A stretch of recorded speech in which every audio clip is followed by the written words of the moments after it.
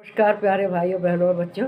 इस समय हम श्रीमद् भगवत गीता के एक एक अध्याय का अध्ययन कर रहे हैं और उसके एक एक श्लोक का गहराई से अर्थ समझना चाहते हैं कि श्री कृष्ण भगवान आखिर अर्जुन से क्या कह रहे हैं।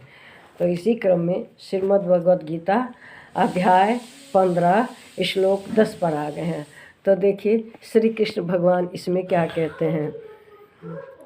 उत्क्रमांतम स्थितम वापि भुंजानं वा गुणान्वितं विमूढ़ा नानुपश्यन्ति पश्यन्ति ज्ञान चक्षुष। कहते हैं शरीर को छोड़कर जाते हुए अथवा शरीर में स्थित हुए को अथवा विषयों को भोगते हुए को इस प्रकार तीनों गुणों से युक्त हुए को अज्ञानी जन नहीं जानते।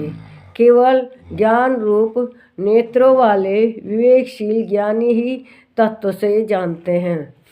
देख, मनुष्य बहुत कर्म करता है, तरह तरह के गुणों से कार्य करता है, लेकिन जो ज्ञानी जो जन हैं वे ही जानते हैं कि मनुष्य 3 गुणों में से कौन से गुण उसके अंदर प्रभावी है और उसके द्वारा वह कर्म कर रहा है। हर मनुष्य के अंदर 3 गुण होते हैं, तमोगुण, रजोगुण, सतोगुण। लेकिन किसके अंदर कौन गुण प्रभावी होता है?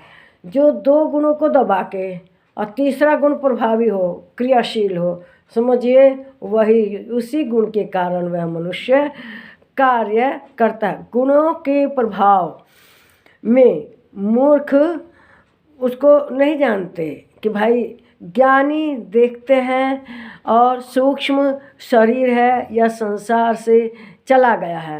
मूर्ख अपने अंदर नहीं देख पाते, ज्ञानी अपने अंदर प्रभाव को देखते हैं।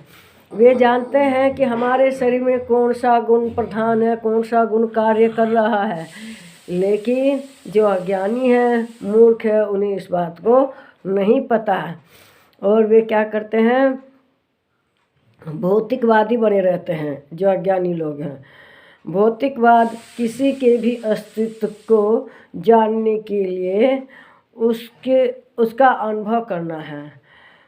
आस्था हमारी प्रत्यक्ष अनुभव करने के लिए होती है।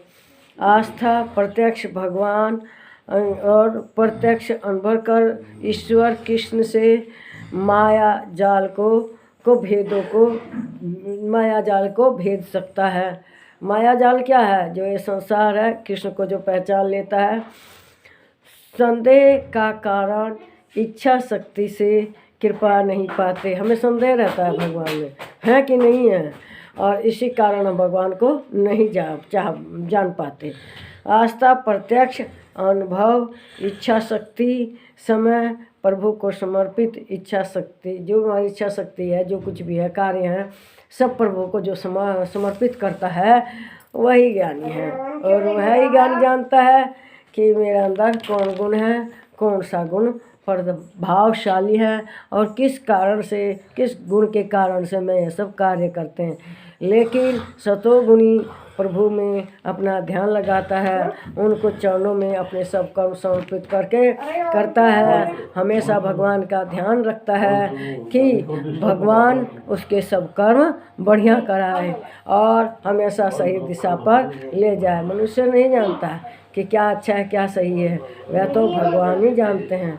तो जो भगवान में समर्पित होके अपने सब कार्य करते हैं, अपने गुणों को नियंत्रित करते हैं, अच्छे गुणों को प्रभावित करते हैं, वे ही भगवान को पाते हैं और मोक्ष प्राप्त करते हैं।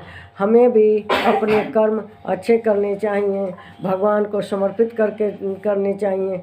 अगर हम भगवान का ध्यान रखकर अपने कर्म करेंगे तो गलत काम कभी नहीं करेंगे। हमें इस बात का ज्ञान होगा कि यह काम अच्छा है, इसको करने से भगवान प्रसन्न होंगे और हम भगवान को प्रसन्न करने के लिए ही सब कार्य करेंगे। उनका भजन भक्ति भाव से करना, उनकी पूजा पाठ करना, उनको स्नान का, भगवान का ध्यान करना, चिंतन करना, एकांत में रहना, हमेशा भगवान में ही रहना। इससे भगवान हमें क्या करेंगे? मोक्ष देंगे। ये जो दुखालय है, दुखों का घर संसार है, यहाँ आने जाने के क्रम से हम बंधन से मुक्त हो जाएंगे। इस वीडियो को लाइक कीजिए, शेयर कीजिए, इस पर कमेंट कीजिए। नमस्कार मेरे प्यारे भाइयों बहनों बच्चों।